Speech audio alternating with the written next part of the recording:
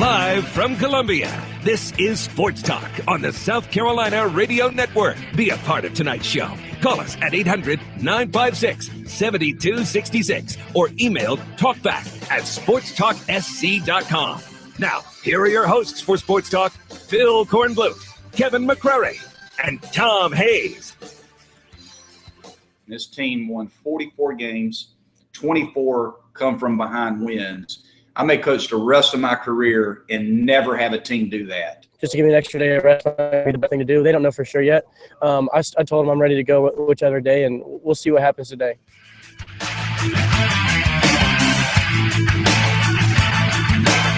Good evening, everybody. Welcome into Sports Talk, South Carolina Radio Network. Good to have you with us. Hope you've had a wonderful day, and as you're heading home, thank you for joining us here on Sports Talk for the ride home.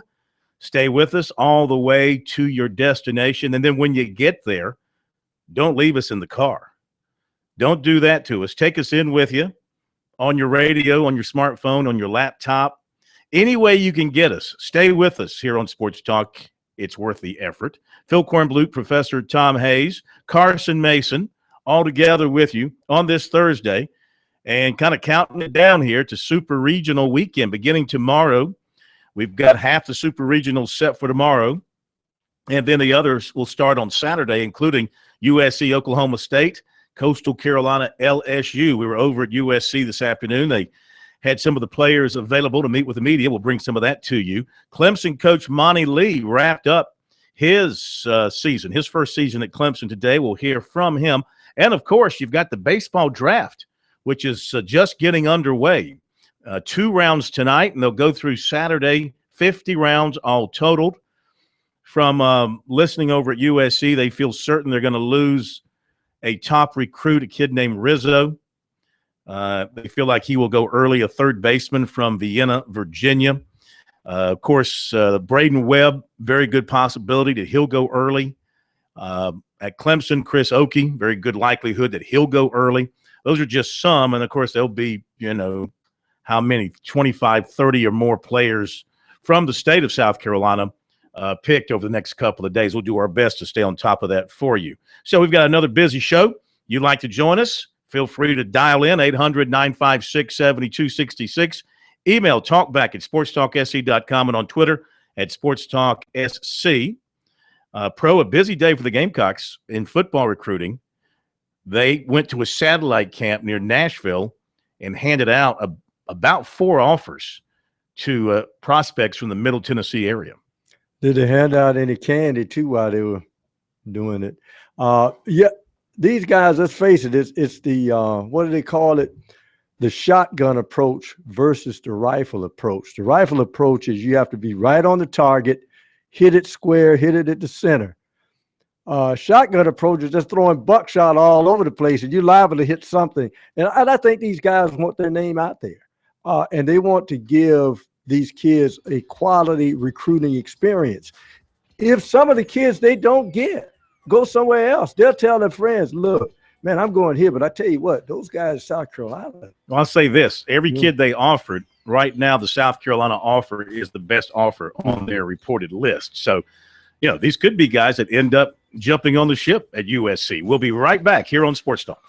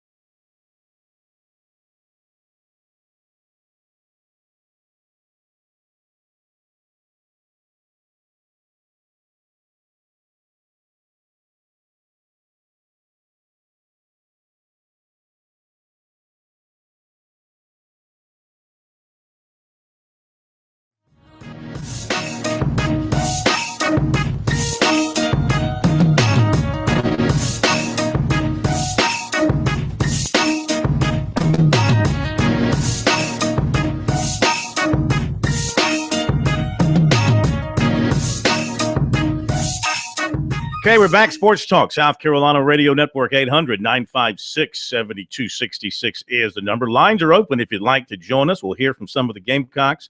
We'll hear from Monty Lee, and we'll hear from ESPN's Mike Morgan coming up here a little bit after the bottom of the hour. Mike will be working the Louisville Super Regional. He'll have thoughts on the Super Regionals as well as the Braves and anything else that's on the mind of Mike. Morgan on the move, whatever you want to call it, here on Sports Talk. Have to give kudos to you, Pro, because you pretty much nailed the Cavaliers and the Warriors last night.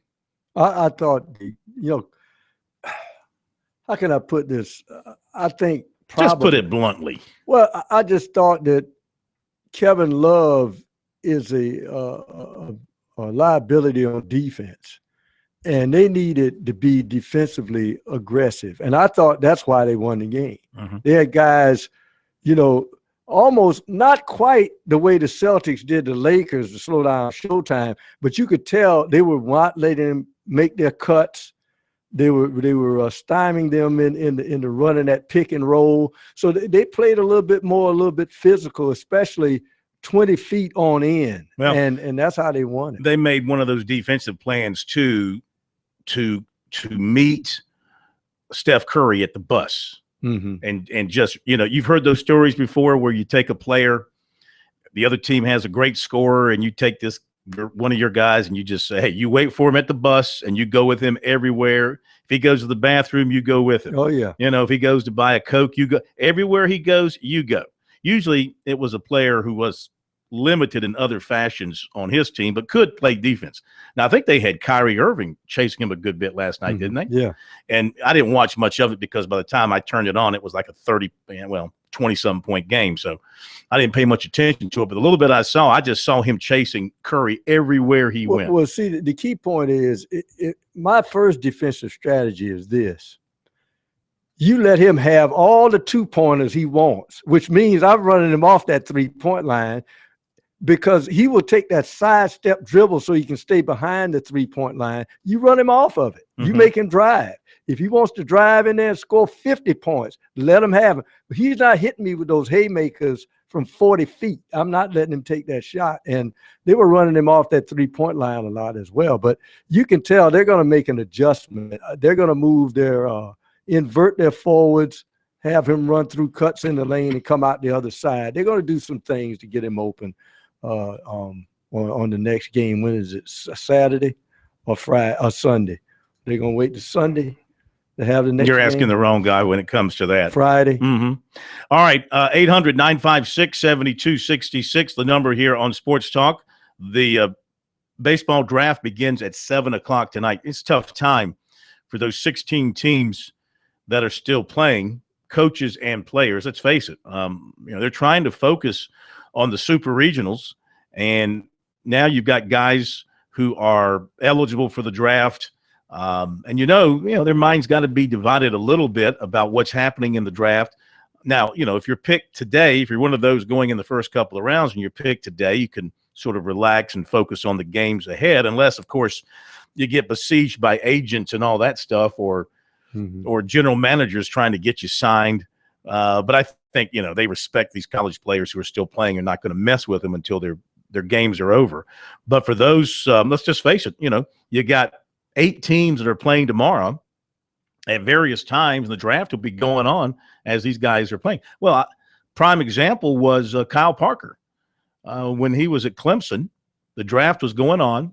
They were playing, I think they were playing Auburn, or they were playing a game at the Auburn Regional. It might have been Auburn, might have been somebody else. Draft was going on. He had a big night. I think he hit a big home run. Clemson won, and he was picked in the first round during the game. Mm-hmm. And the fans in the outfield told him during the game, hey, the Rockies just picked you in the first round. So it is kind of interesting how the NCAA handles these sort of things. You can be picked as a college player as you're playing a game by a professional team in baseball. But of course, in football and basketball, they put you through the ringer of, declaring and staying in the draft or pulling yourself out, whatever the case may be. Personally, I think, baseball has it right, because for the simple reason it's the way it is because for so many years nobody cared about baseball. Nobody cared about college baseball. You want to get drafted and negotiate and then come back to school, fine, go ahead. We don't care. Just don't touch our football and basketball players. It's certainly a inconsistent policy that you have in college athletics. Why not let the basketball players and the football players be drafted as well, negotiate? If they have eligibility left, they don't like the deal, let them come back to school. They do it for baseball. I don't understand just in terms of theory what the difference is. I think basically the difference is for so many years, nobody cared about baseball. Baseball was a drain. Not enough people paid attention to it.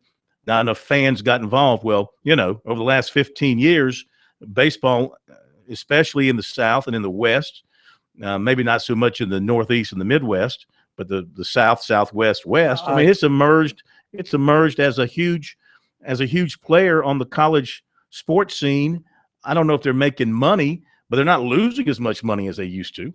Well, you're getting better players now, especially better pitchers, because as I said the other night, pitchers who were eligible for the draft out of high school did not want anything to do with that gorilla ball. They didn't want to deal with it, so they went in out of high school. Mm-hmm. Now these guys see that they can go into the in college baseball, and they can throw their pitches and they'll break, and nobody be hitting the pitches if they pitch well as they did with gorilla ball. My only theory is about basketball and football is, let's face it, those are the big money sports when you look at it quickly as far as making money. And I think probably those two sports, they don't also want the players to use the school as leverage. Baseball players after that third year, they can use that as leverage. Now, if you don't give me the bonus I want, I'm going to play my senior year, and then that's their leverage year. And you can imagine what football and basketball players. Now, wait a minute. Now, I got a good thing going right here in college. I can get my degree early. Oh, what you going to pay me? So I think probably they're trying to take a little bit of the leverage away from the football and basketball players by not allowing them the choice to go back to school if they want to. Let me update a few of the big stories of the day. The Dick Hauser Trophy. The finalists were announced today. Clemson freshman outfielder Seth Beer, one of the 5 finalists. Wake Forest junior third baseman Will Craig. Louisville sophomore utility player Brendan McKay. Kent State junior pitcher Eric Lauer, and Texas A&M junior third baseman Boomer White. Those are your 5 finalists. The winner to be announced on the MLB Network on June 17th. Of course, Beer has won practically everything you can win as a freshman. He's an All-American. He was co-freshman of the year by Collegiate Baseball, ACC Player of the Year, batted .369, 70 RBIs, tremendous on-base percentage, 18 home runs, finished the season with a 60-game on-base streak, had a 26-game hitting streak during the season. And, honestly, to talk to him, as nice as they come, humble. I mean, this guy, we were walking about, 20 yards behind him after the Tigers' first regional game. I was walking with a couple of other media guys, and he was about 20 yards ahead of us going into the interview session. And I said, you know what? That's about a $20 million package walking up there in front of us in a couple of years if he continues at the pace he's going. Imagine, Seth Beer is no doubt tracking towards being the number 1 pick of the draft in 2018, which would be, what's that worth? 20-something million dollars in the bonuses and all that kind of stuff. Could be worth more depending on what team drafts him. Mm-hmm. The interesting thing is, this is not a pet peeve of mine, but I would have a suggestion for college baseball. It's almost an unwritten rule. If he's not just tremendously spectacular, you don't give the pitcher the most valuable player award. You give him the Cy Young, and then you give him the everyday player. I would like to see baseball have an award for the best pitcher, and then the Dick Hauser Award go to best position player. All right, we'll be right back.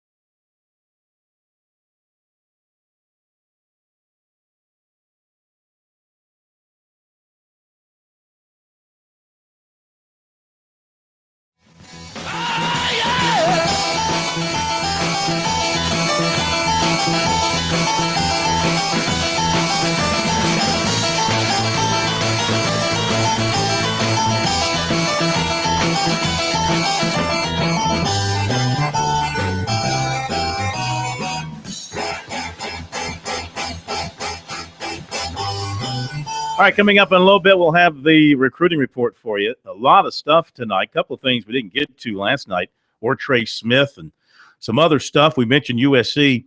Actually, 5 offers out to players in Tennessee today. We'll go over that list. A Gamecock commitment picked up a offer from Alabama. Tell you about that. Clemson had some other big names in camp. Tell you about that as well. Tigers aren't. You might be wondering, why so much Gamecocks and not so much Tigers. Tigers aren't offering as many players as USC is offering right now. I mean, the Gamecocks have offered a ton of players in this class. And they're doing some fishing in some cases, hoping that they can land some big ones. In some cases, as I mentioned last night, they've offered some folks that don't have an overly impressive offer list, but these are players that they have evaluated and they think they can win with. That's what you have to go by. Well, here's a question I have because it's interesting.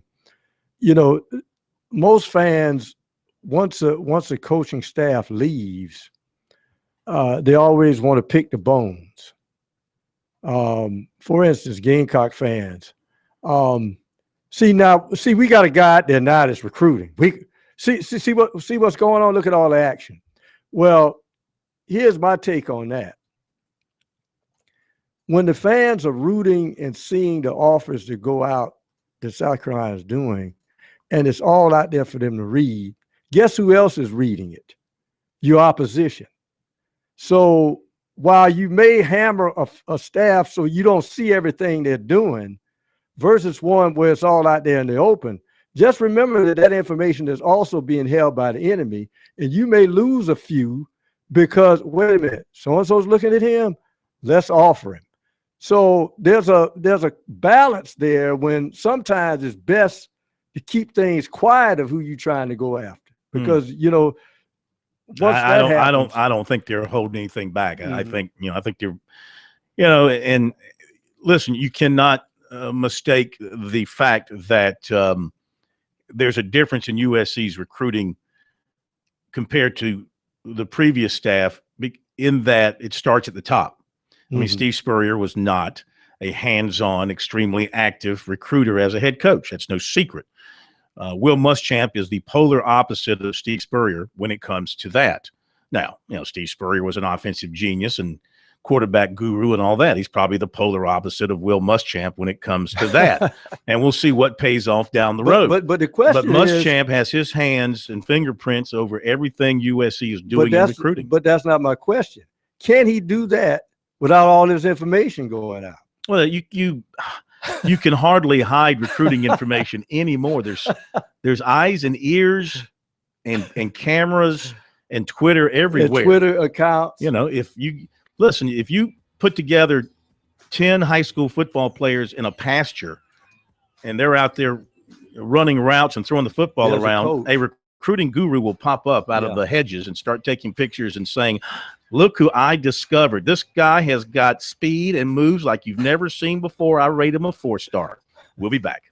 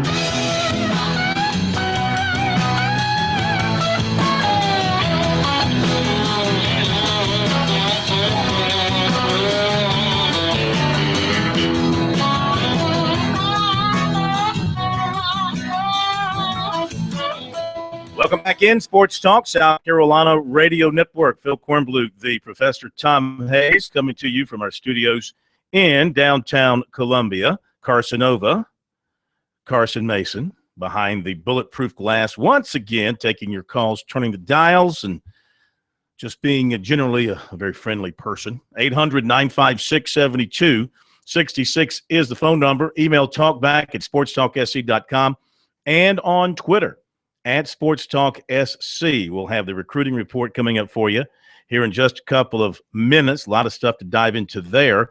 Want to update the poll question of the midweek because we changed it, of course, after the regionals. Who wins their super regional? And thus far, it says here that 50% of the voters say the Gamecocks. 25% say both USC and Coastal. Another 8% are saying just Coastal. And about 17% say neither will win in a super regional. Let's find out from somebody who'll be calling a super regional on ESPN this weekend, the one at Louisville. It's Mike on the move. Mike Morgan, our good buddy here on Sports Talk, and he joins us here on the program as a courtesy of Play It Again Sports in Columbia. Chris Mosley and the gang there have everything you need in the way of golf equipment, fitness equipment, water sports, and more. They're on Bauer Parkway in Harbison. And by Founders Federal Credit Union. Check out foundersfcu.com. Learn how they can assist you in all of your financial needs. So you're headed to, boy, I tell you what now, with the funeral tomorrow, it's going to be a very busy town, Louisville. I found that out the hard way trying to book a flight. Yeah, it's going to be very busy. Thankfully, I'm not paying for the flight because it was quite a doozy. I didn't figure that out when I was going over the potential flights here, and I'm asking myself, why is it that a flight to Louisville, Kentucky is $1,300?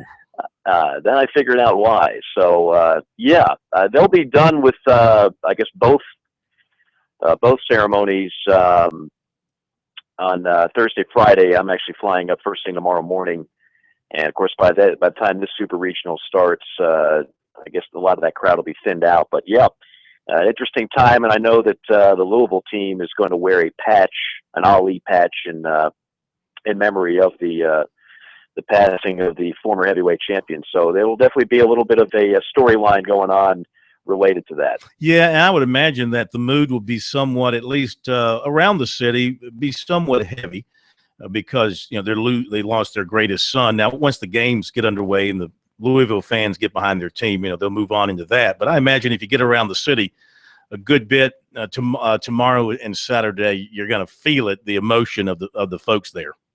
I would think so. I would think so. I mean, there's not like this heavy tie-in between the university itself and Muhammad Ali as there is the city and Muhammad Ali. There's a lot of things going on in Louisville outside of that, as you know. I mean, they've had a tremendous success with their program in multiple sports, and you've got the Louisville Slugger Hall of Fame, which I was there a couple of years ago when I was there for a regional. Pretty cool place if you've never been.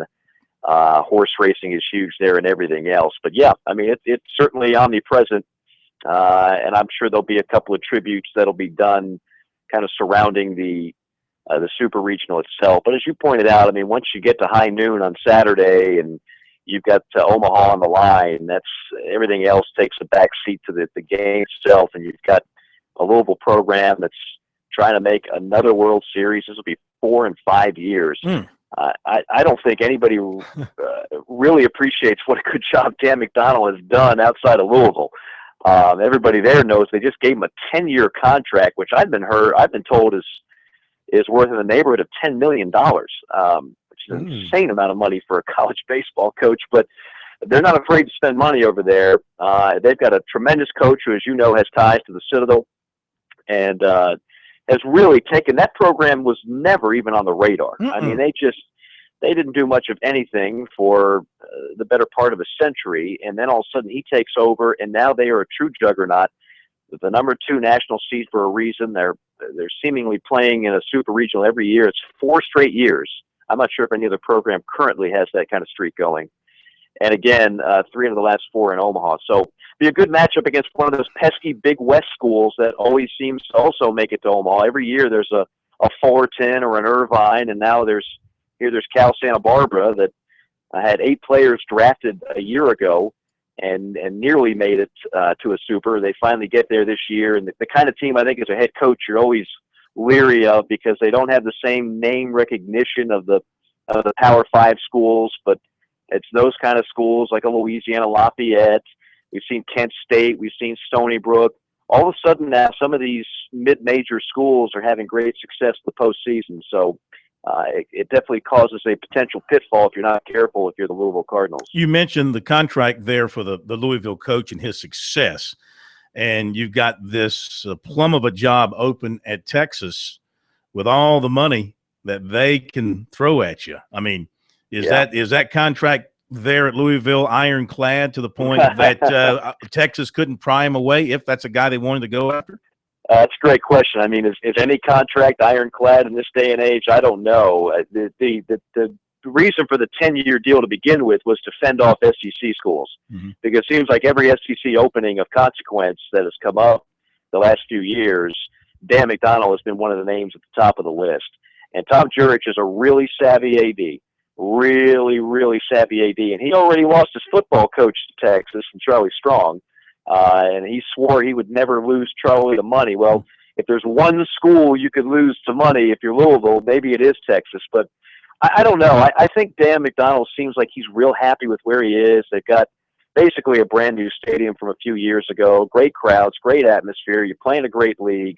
If you go to Texas, anytime you don't win a national championship, it's kind of looked at as a ho-hum season. If you don't go to Omaha, well, then you're a bum. And so at Louisville, Dan McDonnell has created his own deal there, his own legacy. And for that kind of money, if you would have told guys like Ray Tanner and Jack Leggett that one day a college baseball coach would be making $1 million a year, they would have laughed hysterically for an hour and probably thought you were crazy. So I don't know if, from what I gather, he's not going anywhere. He's real happy where he is, and I'm sure Texas will make some overtures, but I'd be surprised if McDonnell left.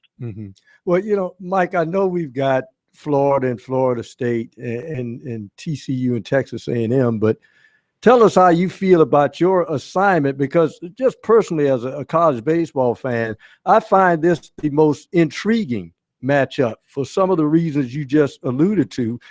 This is purely what I would call a regional, because you got a West Coast school coming east to play Louisville, which has been dominant. And some of these schools, as you say, they can kidnap a regional from you real quick if they get good pitching. Yeah, great points, Pro. And for me, it's refreshing from the standpoint of, I mean, I just had the Florida regional, and I know what Florida's all about. It's the most talented pitching staff I've ever seen in college baseball. It's not even close. They're loaded all the way. Doesn't mean they're going to win it. They were the most talented team in the country last year, and Virginia won the national title. And quite frankly, seeing another Florida State matchup, I just think, I don't want to get on a soapbox here, but we've got to get to the point where we start freshening up the matchups in the postseason. I mean, we really do. We almost have another South Carolina Clemson thing. That's great in Omaha to me. I don't need to see that in a regional and a super. So some of those type of matchups, we just had A&M TCU a year ago. We're going to do it again. I like the fact that when we get to this point, if we have teams from different parts of the country that never do play one another, that is a refreshing change to me. A contrast in styles. Anybody that has seen, I remember being out in Omaha in 04, and that South Carolina team was certainly good enough to win it all. Lost to Fullerton in the semis, and you learn a lot about West Coast baseball when you see a Fullerton or a Stanford in person. They just play a different game. It's very slow down. The running game is huge. It's small ball instead of long ball. It's not the most exciting brand of baseball, in my opinion, but I love the contrast. I love seeing different styles. That's what they bring to the table. And the Big West, which most people couldn't name 3 schools in that conference. I know I had to look it up. The Big West is continually putting teams in the College World Series. All right, hang on, Mike. Got to hit a break. We'll come back, get more from you in a moment.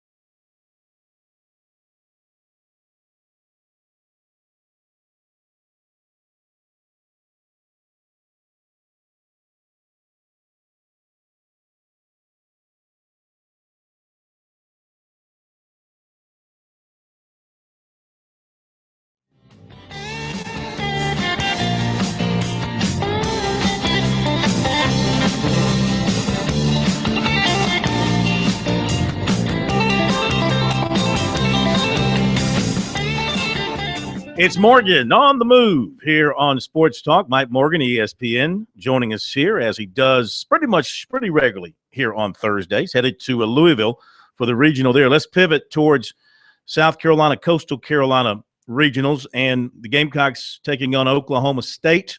What do you think about that matchup?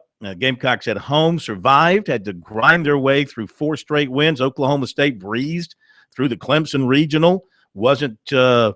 Wasn't really pushed by anybody and has had plenty of time to relax and regroup and get ready for this visit to Columbia. Well, it didn't shock me that Oklahoma State came out of the Clemson regional, and I think I told you this last week after seeing Clemson and calling their title game in the ACC tournament. Monty Lee did a heck of a job, but really they played above what their roster was. They got 2 really good hitters, and they've got a couple of good pitchers, and that's it. And you start to get to the point of the season now where depth really becomes a much bigger factor than it is in the regular seasons, particularly in the college game where you can take a couple of days off each week.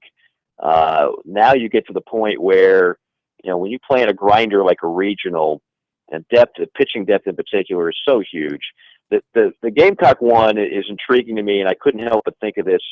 In 2001, Carolina had to go through the losers bracket. They lost to UCF. Remember that? Mm-hmm. Lost to UCF in a game, I believe it was on Saturday. Back then, the regionals only were 3 days, no matter what. So, obviously, if there was hellacious weather, then you extended 1 more day. In the case of the Columbia one, you went all the way to Tuesday. But even if there wasn't bad weather, that thing would have gone over a span of 4 days. That is such a big difference to what that team in 01 did, where you lose to UCF, and then you got to play another game later that day, and then you got to win 2 more on Sunday. So you play 5 games in about 2.5 days. The fact that they changed the format really helped Carolina this past weekend. I'm not sure if you could have done that the way they used to have, and I think it's changed for the better, quite frankly. I don't like to see teams lose just because you got to cram everything into a 3-day window. That thought kind of went through my mind as I was following that from a distance.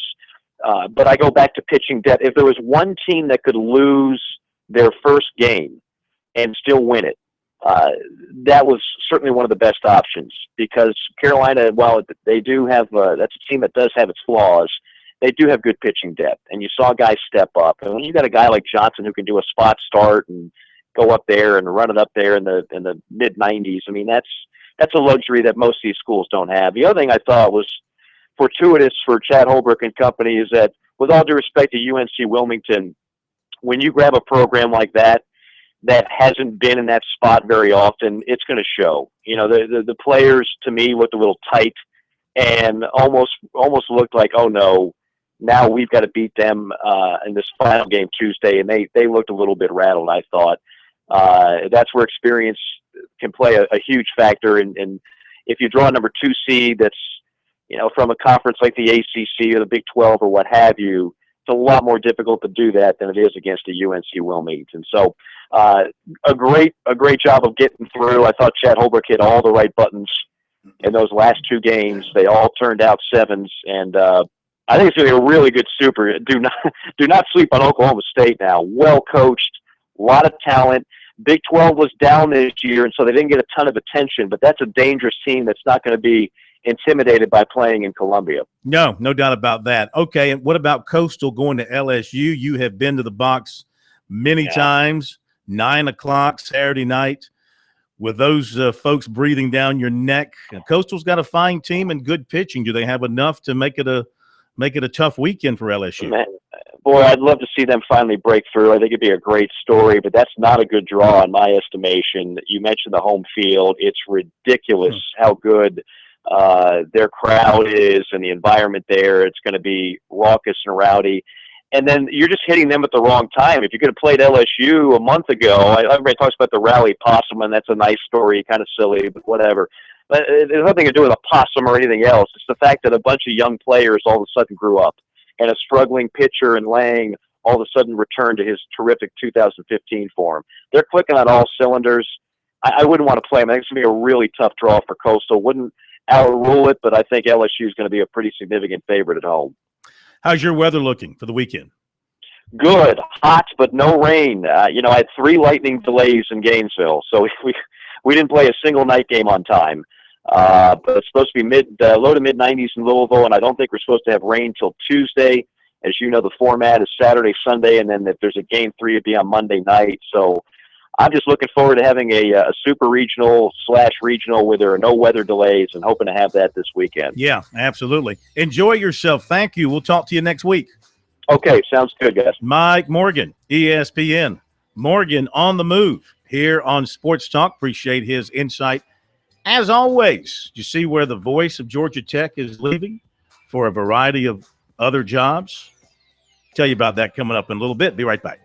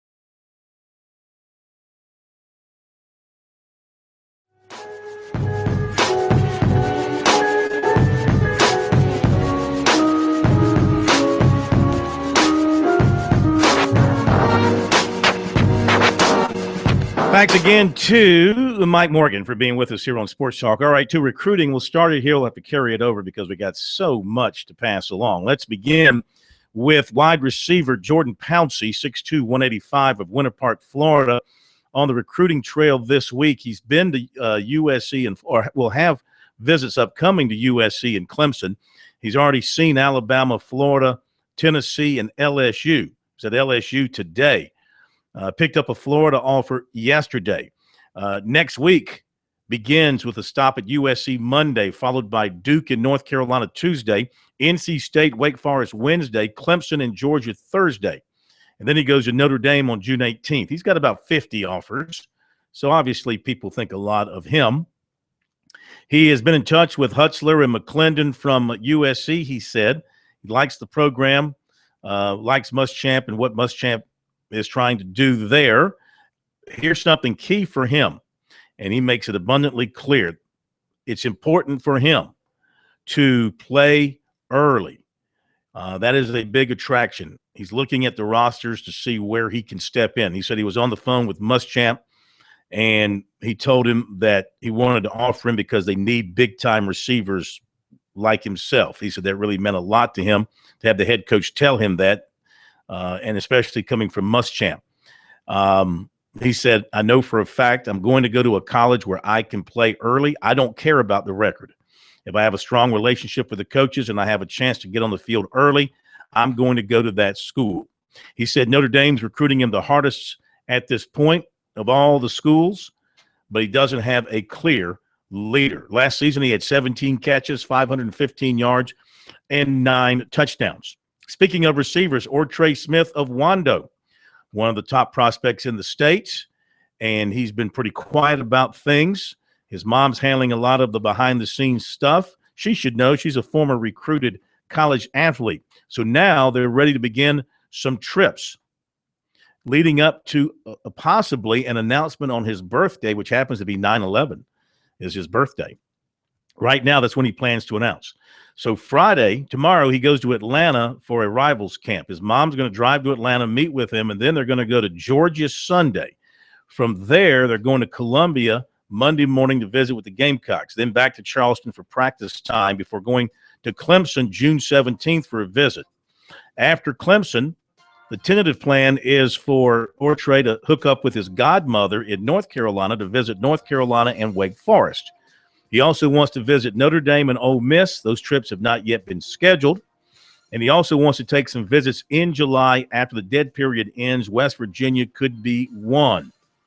He's not been able to come up with a top 6 or 7 yet, and these visits will help him to do that. He is graduating early, and with the early September announcement plan, these visits basically play the role of official visits in terms of gathering information. So there you go for him. We got much more to come. Tell you about these offers going out today by USC and other stuff around the camps. Give you that after the top of the hour break.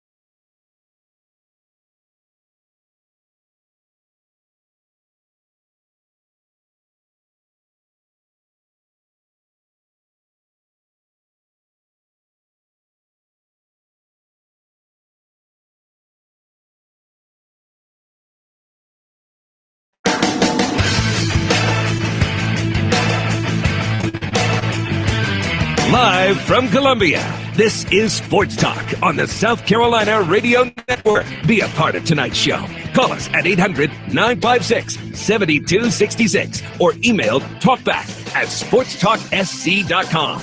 Now, here are your hosts for Sports Talk, Phil Kornbluth, Kevin McCrary, and Tom.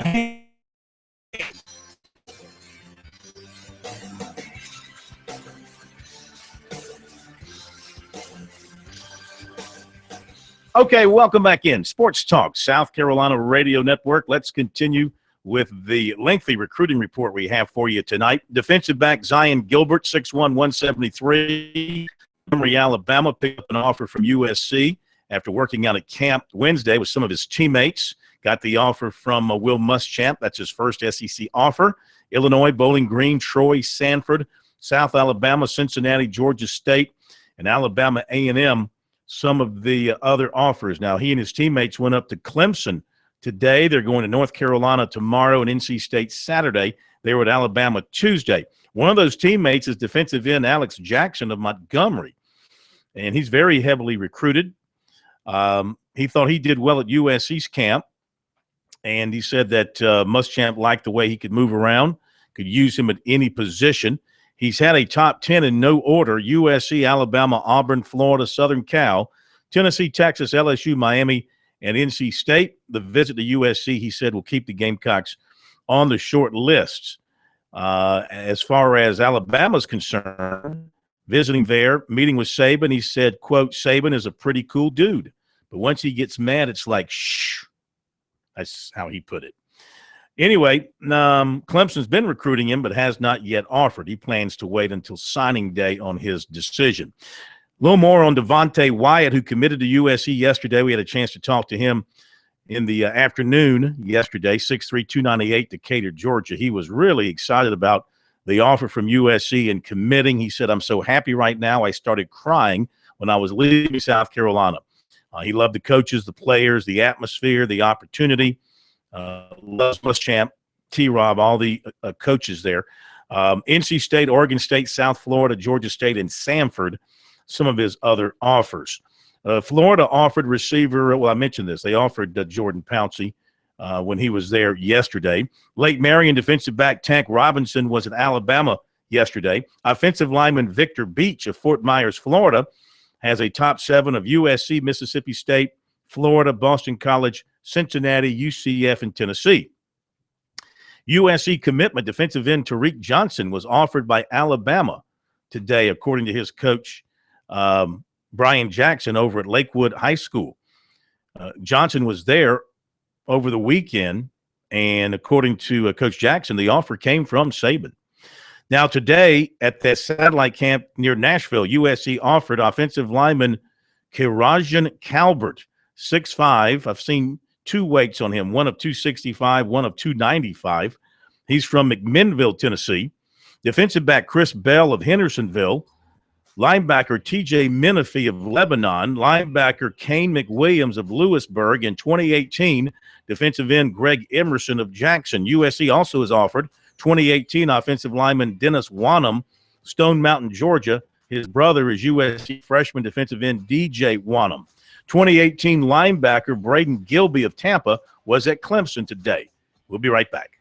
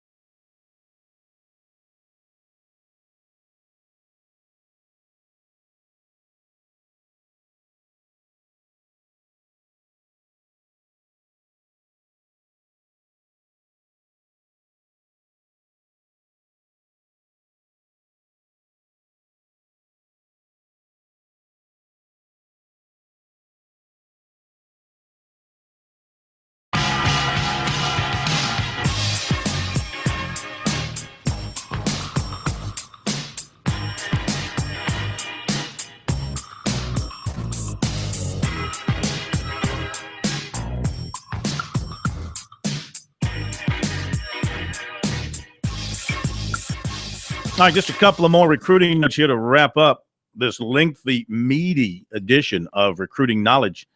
As I said, 2018 linebacker Braden Gilby, 6'1", 222 of Tampa, was at Clemson today. Athlete Tansy Richardson of South Aiken is now hearing from Georgia, who wants to see him in camp. He also plans to revisit USC soon.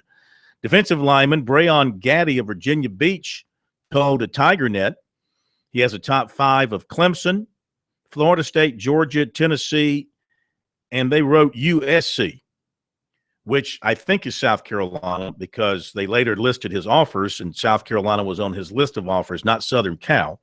So I'm thinking USC here, the real USC, the only USC. There's USC, there's Southern Cal, also known as SC. Then there's USC, which is South Carolina, for those of you wondering. Speaking of USC, former Gamecock power forward Raymond Doby is transferring to John Logan Junior College in Illinois, according to Prep Hoops Illinois. So he's going to try and restart his career on the junior college level. There you go with recruiting here on a Thursday night. Don't forget to follow along our recruiting information on the website, sportstalksc.com, and on Twitter at sportstalksc. Now, coming up, we're going to hear from Monty Lee in a little bit as we wrap up the season with the Tigers coach, his first at Clemson.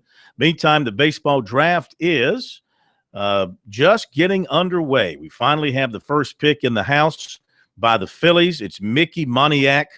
He's a high school outfielder, and he is going to the Phillies with the first pick, La Costa Canyon High School. So the first pick is in. So the Reds are on the clock, and the Braves will pick number 3. I'm really surprised. A.J. Puck, left-hander, Florida, ready to go, big kid. Did I mention he was left-handed? And they pass on him? Well, there's a reason the Phillies had the number 1 pick, because they were so bad last year. They've kind of rebounded some this year. They're a little bit better this year. They had a little run there for a while. But anyway, the thing about the baseball draft, of course, unless you're Al Kaline, how many players can you name who went right from high school, skipped the minors entirely, and had a successful major league career? Al Kaline comes to mind number 1 with me. They usually don't let them do that anymore. Anyway. No, that's what I'm saying. I guess the last one, was it the pitcher for the Rangers who they brought up right from high school and he started? You know what I'm talking about? 19-year-old kid. Yeah. When they first moved, when the old Senators first moved to Texas. David Clyde, I think was his name. David Clyde, yeah. But then he eventually ended up being sent down, because he struggled after a few starts. I think he messed his arm up. Eventually. All right, so the first pick is in. Now, today over at USC, we had a chance to talk to some of the players about the showdown here with Oklahoma State in their Super Regional. The Gamecocks, as of this afternoon, had not put out the official word on a starter. Of course, Clark Schmidt would very much be in the mix for that. They wanted to see how his bullpen went today. They have a number of different ways they could go. I don't know if we'll find out anything tonight, or maybe it'll be tomorrow at the press conference. But we did have a chance to talk to Clark about getting out of the regional, getting to the Super Regional, how he's feeling physically, and about taking on Oklahoma State. Ready to go. I mean, we're excited. It's going to be a fun weekend ahead of us, so we're ready to get after it. We're all chomping at the bit to get out there on the field. The talk here the last couple of days after y'all finished up the regional, I mean, Oklahoma State's coming in, a tradition-laden program that was very impressive at Clemson. So your early thoughts on those guys? Yeah, I mean, I didn't really get to know much about the team before Clemson, and we all got to see how they played in the regional, and they tore it up. I mean, you could see that they were hitting the ball well. They were catching every ball in sight. So I mean, they're a little hot team right now. So we're excited to play them. And I know they're chomping at the bit on the field, and we're the same way. So we're excited to see what's going to happen, and we're ready to get after them. I know they can hit the ball pretty well, and they're a very aggressive team, and they also got a couple of really good pitchers. So we're really excited. Have they given you the word that you're going to be the guy Saturday? We don't know for sure yet because last week was kind of an unconventional week with me throwing 90 pitches on Friday and then coming back and throwing 20. So we don't know for sure yet. I don't know. I talked with him yesterday. He might want to give me an extra day of rest just because I've done so many short rest weeks this far this year and I have so many innings. Just to give me an extra day of rest might be the better thing to do. They don't know for sure yet. I told him I'm ready to go whichever day, and we'll see what happens today. We'll talk today. We'll see how my short box goes and how my arm feels, and we'll talk about it after that. You mentioned a day of rest. You've been logging a lot of, innings and pitches. Just how are you feeling personally, and what have you tried to do to get even more rest in with the limited time? Yeah, I mean, it's tough when you go. I've never thrown a 100-inning season, so whenever you have a 100-inning season, you feel like you've been throwing forever. So I mean, it's your body does catch up to you, but I mean, I feel fine. With the workouts I've been doing in the off season and all the work I've been putting in, it kind of sets you up for this, and you get used to it. I mean, it's kind of tough saying you're going to get used to throwing 100 innings because you don't really know what it's going to be like, especially when you've never done it. So the in and out weekly grind that you have to go through, it's really tough, but I feel really good. I'm ready to get out there and get another outing under my belt. What's the confidence level of this team after coming through the losers bracket, winning 4 straight elimination games to get here? Yeah, I mean, our confidence is through the roof. When you lose that first game and they say that we have a 7% chance to win, you come out of that bracket and we come out winning the rest of the games for the rest of that weekend. That's something special. And when you know that you can have your back against the wall and win the rest of those games, that's saying something special about this team, that they never give up and they never give in, and we're ready to play. All right, Clark Schmidt. We'll see if they go with him Saturday afternoon against Oklahoma State. DC Arendas, of course, one of the heroes for the Gamecocks in the regional, came off the bench more or less to go in and just played exceptionally well.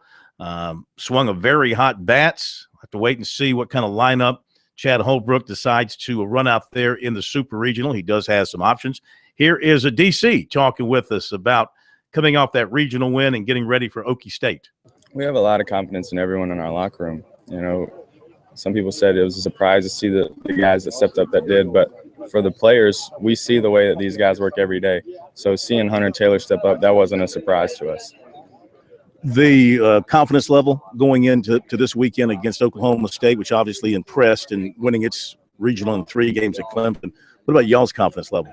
I think our confidence has been the same the whole year. We've tried to, kind of stay moving upward if we could, and just wanted to play our best baseball at the end of the year. I think after we got the first 2 games of the regional under our belt, we started playing our best baseball. And we know we're going to have to do that this weekend. Oklahoma State's a strong team, and we're going to have to do everything that we can to try to beat them. What's your early scouting report on the Cowboys? Well, so far we've only looked at their pitchers, so I can't really speak from their hitter side of things. But in general, looking at a team that went into Clemson, a team that beat us, we know how good Clemson is and played at a high level there. We have a lot of respect for them. We'll get to look more into what their pitchers' tendencies are in the next couple of days, but we're going to have to try to do everything we can, fight, scratch, claw, bunt guys over, move guys with less than 2 strikes in order to play our best baseball this weekend. Yeah, I think they're going to throw Hatch on Saturday. They're All-American, and really good pitcher, and you kind of feel like it could be one of those games opening up that's low scoring and runs will be at a premium. Definitely. I think anytime you get to this point in the season, you don't expect it to be 10-8 games or 10-9 games. So, we're going to have to try to do everything that we can, get hit by pitch, whatever it might be, because, Hatch has got a great arm, great stuff. So we know we're going to have to try to do anything we can. Okay, that's the Gamecocks' DC Arendas. Call him a second baseman, call him a third baseman, call him a utility man. He ended up with 7 hits for the Gamecocks over those last 3 games. Call him a Swiss Army knife. What about it? Anything we want, we can have, except for pitching. I guess I hadn't seen him pitch yet. Your feeling, I know they're concerned about Schmidt, but what percentage of this is actually gamesmanship? Oklahoma State, just think about who we may start against you. Yeah, Schmidt threw only 19 pitches in that game on what day? Tuesday. Tuesday. So only threw 19 pitches. Like Jerry told us last night, he normally throws a side on a Tuesday, right. So it was like a small bullpen session for him. I'll be surprised if they don't go with Clark Schmidt and try and get some order back into the rotation for this weekend. Back in a moment.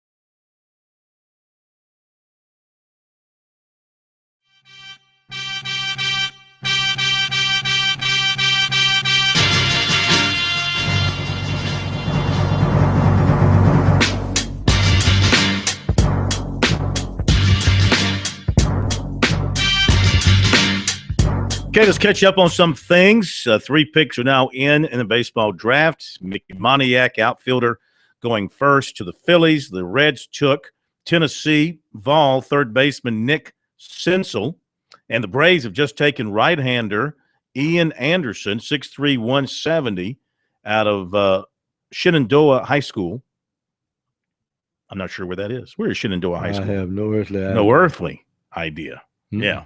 So Oklahoma. That sounds like Oklahoma High School to me. Yeah. You know, what's interesting, you look at they give you the birthdays here, the MLB website. That's scary. The high school kids now, they were born in 98. Senzel, the college kid, was born in 95. That's scary. I know. Pretty soon we'll be getting to only those born in this century. Still dealing with people born in the other century. As the new term they use, millennials. Yeah. A couple of other things to pass along. University of Florida, according to reports, they're going to change the name of the football stadium to Steve Spurrier Florida Field at Ben Hill Griffin Stadium. Woo. This, according to Robbie Andrew of the Gainesville Sun. That's a big move, you know, when you change. You're right, it's not just the field, it is the stadium. They're putting the name on the stadium. That's a big move when you do that. Steve Spurrier Field at Ben Hill Griffin. Well, it's Steve Spurrier / Florida Field at Ben Hill Griffin Stadium. I guess it's sort of a work in progress in getting the information together here. The name previously was Ben Hill Griffin Stadium at Florida Field. Anyway, why not? I mean, Spurrier, you know, he's probably the greatest Gator of them all in terms of what he did as a player and as a coach. I mean, you know, he won the Heisman and he won a national championship as a coach, all those SEC championships. Why wouldn't you name the stadium, field, locker room, streets, county after him, you know? Well, you know, the interesting thing is we talk about greatness. Spurrier not only started winning titles at Florida, but he transformed the entire SEC. Yeah. I mean, that 3 yards in a cloud of dust wasn't going to work anymore, not against Spurrier's teams. And it was interesting how Alabama talked about, hey, and this guy's, they got a lead on us and they still throwing. You know, how many places now, of course, South Carolina is going to name or has named the practice facility after him, right? Either they have or they're going to, right? Yeah, I thought they were going to name it for him and his wife. And Jenny, yeah. I wonder how many other schools around the SEC. I'm thinking about, for example, Kentucky and Alabama with Bear Bryant. Does Kentucky have anything there named after Bear Bryant from his time at Kentucky? No. Or, yeah, I'm just thinking about it. That's going to be kind of unusual to have, you know, 2 leagues in the same division of the same conference with major facilities named after one guy, you know. But he should be honored at South Carolina in some form or fashion. But certainly, let's face it, I mean, as much as he loved his time at South Carolina and still lives in Columbia, you know, his heart and soul, you cut him, he still is going to be a Gator deep down. That's where he went to school, and that's where he had his greatest success. Met his wife there. Mm-hmm. All right, I said Jerry, right? I didn't say Jenny. I said Jerry. Jerry. Didn't I? All right, we'll be back. Monty Lee coming up.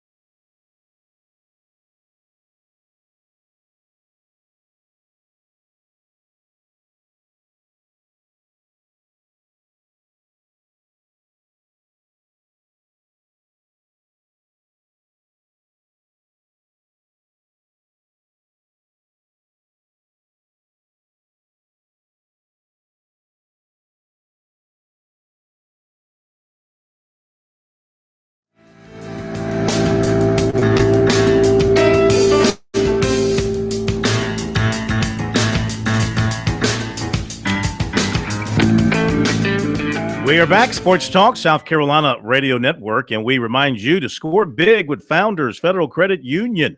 Founders with convenient office locations at USC and a new location coming soon to Clemson, and ATMs on the campuses of Clemson, Converse, Limestone, PC, USC, USC Lancaster, Winthrop, and York Tech. Visit foundersfcu.com for a full listing to find an ATM or office near you. Not a member? Visit RelaxJoinFounders.com to see if you qualify for membership. Founders Federal Credit Union, federally insured by NCUA. Fourth pick of the draft, going to the Rockies, Riley Pint, right-hander, St. Thomas Aquinas High School down there in Florida. He's no used to call short people what? Pint? What'd you call him? Wasn't there a nickname? Half pint. Half pint. Yeah. He's no half pint. 6'4", 195. Well, if a few years from now, Seth Beer's drafted by the Rockies, they'll have a beer and a pint. And that's a great segue into Monty Lee, as he joins us now to kind of review the Tiger season. But we're in the midst of the draft, and thank you for joining us. You think 2 years from now, you'll be sitting here saying or watching a Beer go number one in the draft? We can project. We do that all the time. How about you? You think? Well, I can definitely see it. I mean, he ACC Player of the Year, arguably the best freshman in the country, one of the best hitters in the nation. I could definitely see him potentially going with the first pick in the draft here in 2 years. What are you hearing from the professional people about your current players and your recruiting class? How hard do you think you're going to be hit here over the next 3 days? Well, with our signing class, we probably have 5 or 6 guys who are getting some pro interest. We have 2 young men in particular that could go tonight. We anticipate losing one of them, but we're hoping to hold on to the other one. We've signed 2 middle infielders in Carter Keyboom. Spencer Keyboom, his brother, played for us here at Clemson. Mm-hmm. Trevor just finished up. The other brother just finished up at Georgia. Carter could hear his name called, possibly here in the first round. So we sort of anticipate losing him to the draft. And as you guys know, you never know for sure. And we have a young man in Logan Davidson who's a signee that we could potentially lose as well. But we feel like he's going to come to school. But, again, you just don't know. And we got a number of other guys that could potentially go in the top 5 rounds that are signees, but we really anticipate most of our guys coming to school. As far as our current team, Chris Oakey, I'm at the facility now. We're actually doing a little hitting camp here, Mm-hmm. but Chris Oakey is anticipating getting his name called tonight, somewhere in that 30 to 50 range. We also have our shortstop, Eli White, who's we feel like is going to get drafted. Alex Bostic, left-handed pitcher, we feel like will get drafted. And Weston Wilson, our second baseman, we anticipate getting drafted as well. And, we probably anticipate, I would say, losing 3 of the 4, maybe 2 of the 4. Again, as you guys know, it just depends on where they go and how much money they get and if they feel like it's the right fit for them or not. Mm-hmm. Of the 4, then, which is the one you think is most likely to return, unless something just blows them away?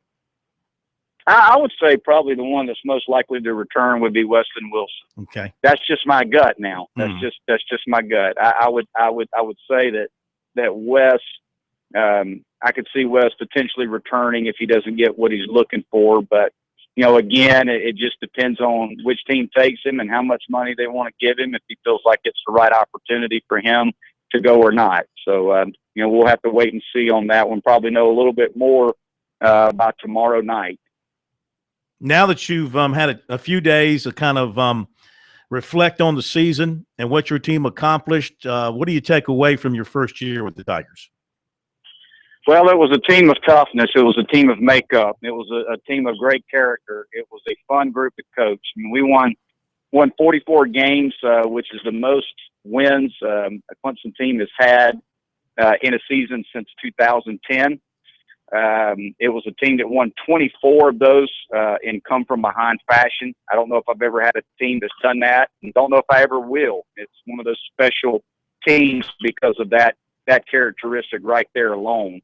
It's a team that won an ACC championship. We haven't done that at Clemson since 2006, and we hosted a regional, which we haven't done since 2011. So this team accomplished a lot of really, really great things, but we also came up short in our regional. So us as part of it, we've got to continue to grow and develop as a team.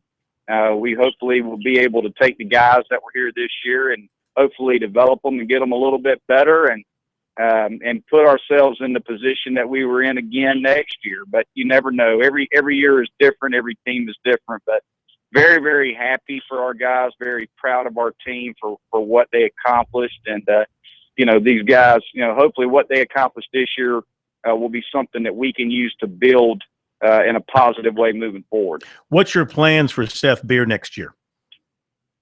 Well, we're going to move Seth into first base and work with him at first base throughout the course of the fall and see if that's an option for us.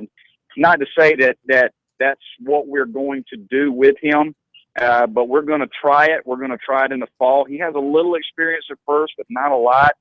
But we're going to move him in there and just see if it's a viable option for us because it opens up some opportunities for us in the outfield. But if it's not the right fit for our team next year or for Seth, then we can always move him back to the outfield. But that's kind of the plan for us right now. We're going to move him in the first and see if he can handle it. Now, is that because you have a plethora of outfielders and you want to open up a spot to give somebody else a shot in the outfield? Does that help your overall ball club to do that, you think? I think it does. I think if we have depth, we have more depth in the outfield than we do in the infield, and especially at first base. We don't have a first baseman coming in, so I think it just gives us an opportunity to put Seth at first and open up, one of those outfield spots. We know we have Rollman coming back, and we've got Chase Pender coming back. Those guys are going to play for us, but gives us a chance to potentially play a KJ Bryant in the outfield. It gives us an opportunity to, if we want to play more speed on the corners or try to platoon a little bit, we can always DH a Rollman and put two more guys in the outfield if Seth can play first. It just gives us some options. And I think that's if we have a little bit of depth, it's in the outfield, and we feel like with Seth at first, it just creates an opportunity to get another athlete or another bat in the lineup. You finished the season with 99 errors. I guess it's good not to get to 100. It just looks better to have 99 versus 100, I guess. What do you and the staff plan to do for next year or can do for next year to have a better defensive team? Well, we signed a third baseman out of a junior college in California that we feel like is a very good hitter and defender. He's a true third baseman. We're going to have to fight the draft on him. There's a number of teams that like him, potentially in the top 10 rounds. We feel like ultimately he will wind up at school, but we could lose him to the draft. We feel very good about him coming to school and being the guy there.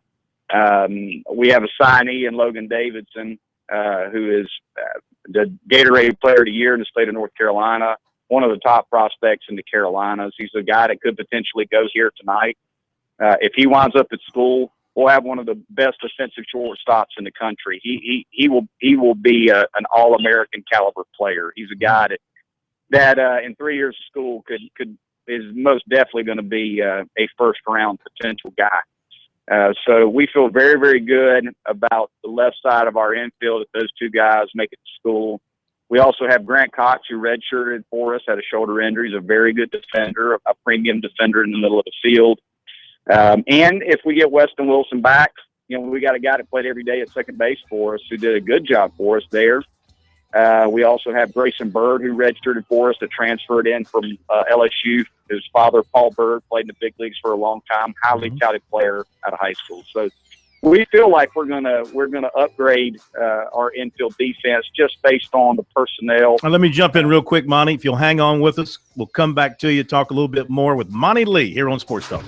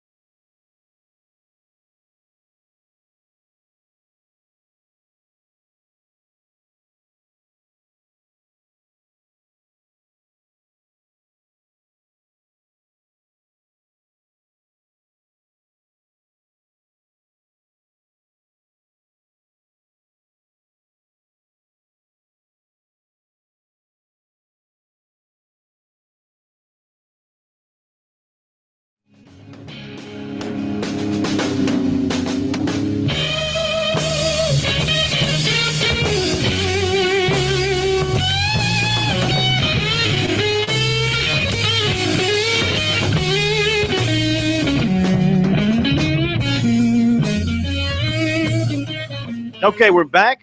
Clemson baseball coach Monty Lee joining us. Let me update a couple of more selections here.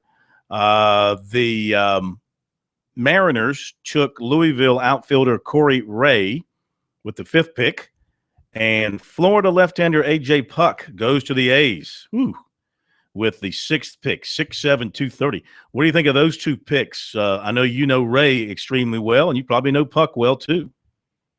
Well, Ray was a guy that I felt like prospect-wise, probably the top guy in our league, probably the best prospect that we saw this year, and we saw a lot of them. But can really, really run. Left-handed hitters, got power, hits the ball to all fields. Center fielder, can play either corner as well. He's one of those guys you don't want him to get on base because it's a triple. So yeah, you can't do anything about it. When he gets on base, he's going to steal second, he's going to steal third. You know he's running, you still can't throw him out. He's just that kind of athlete. And Puck, Puck's just a big, a tall lefty. He's been up to 98. He throws downhill, and those guys usually go really high in the draft. And he pitched for Kevin O'Sullivan, who's got arguably the best pitching staff in the country, and he was the front line of that rotation, so he's pretty good. Yeah. I'm looking down my list of signees for you. Who is the player from California, the junior college player that y'all signed that you said would be a big upgrade for you in the infield, the shortstop? His name is Patrick Cromwell. He's from Santa Ana Junior College. He's a left-handed hitting third baseman, played at Santa Ana Community College out in California. Patrick Cromwell. That's Cromwell. Is that how he spells it? Correct. Okay. That is correct. I just don't have him on my list. I want to get him on my list here. Now, you know Oklahoma State well. You just saw him. I do. 2 times, and now they're coming to play the Gamecocks.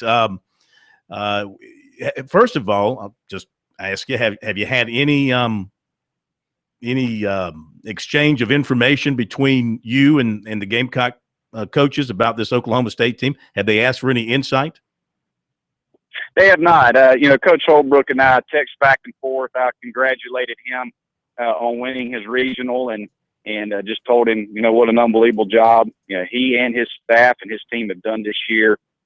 It's very, very hard to not only to put your team in a position to host a regional, but to lose the first game of the regional and come back and win. It just says a lot about Chad, his team, and how tough they are and how hard they competed and worked to get to that point. So I just texted him to congratulate him on an unbelievable job. But we talked a little bit, but not much. I mean, just basically just told him they're good. Yeah. You got your hands full. I mean, that was really it. But it's going to be a heck of a matchup. I mean, there's 2 teams that have very strong starting pitching. Oklahoma State is a team that's built off pitching and defense. They're very, very good in the middle of the field. Their shortstop, Walton's going to be a high draft pick, really good player. They're very good defensively, and they have a plethora of arms that they can run at you starting-wise and out of the bullpen. They're strike throwers. Very, very good. It's a tough team to beat because you got to hit them to beat them. Offensively, they got a little pop in the middle of their order. They got a kid, Costello, hits in the middle that's got some thump. And he's the guy that, is very, very dangerous in their lineup. So, but we know the Gamecocks well, too. The Gamecocks have a great team. You got Clark Schmidt, Braden Webb, Adam Hill. You got 3 guys right there that are all legitimate weekend starters. And, lineup-wise, they're very, very good. Gene Combs had an unbelievable year. And they've had, in regional play, they had some guys that have stepped up in some roles and done big things with Arendis and Taylor. And it's going to be tough. The South Carolina crowd is a very tough one. It's a very tough place to play. But it's 2 really, really good teams, and it should make for a really good matchup. You beat the Gamecocks twice. You lost to the Cowboys twice. So who's going to win? Oh, geez, I don't know. They're both in the super regional for a reason. They're both 2 of the top 16 teams in the country. I think both teams are very, very good. I honestly, like it does oftentimes at this time of year, it's just going to boil down to who makes the most mistakes because they're both very talented. You've got 2 lineups that are very good. You've got 2 pitching staffs that are very good. It really is it's going to depend on who throws the most strikes and does the best job of catching the baseball because and who executes on offense. It's really going to boil down to the little things because both teams are very, very good. Listen, we want to thank you for being with us throughout the baseball season. It was an absolute pleasure. Congratulations to you and your staff and your team for a great season, and we look forward to much more from you in the seasons ahead. Well, thank you so much for having me on, Phil. I greatly appreciate it. Monty Lee, coach of the Clemson Tigers, getting a little R&R now after a very, very good, productive first season with the Tigers. We'll be right back.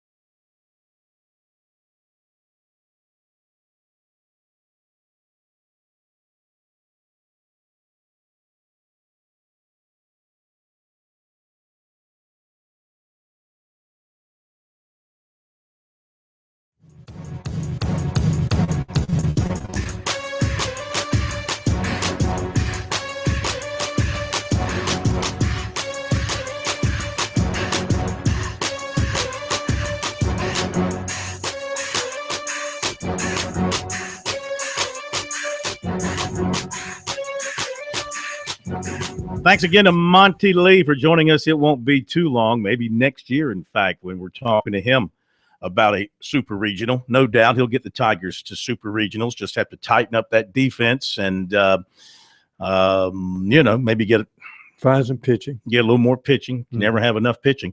All right, very quickly, recruiting note here.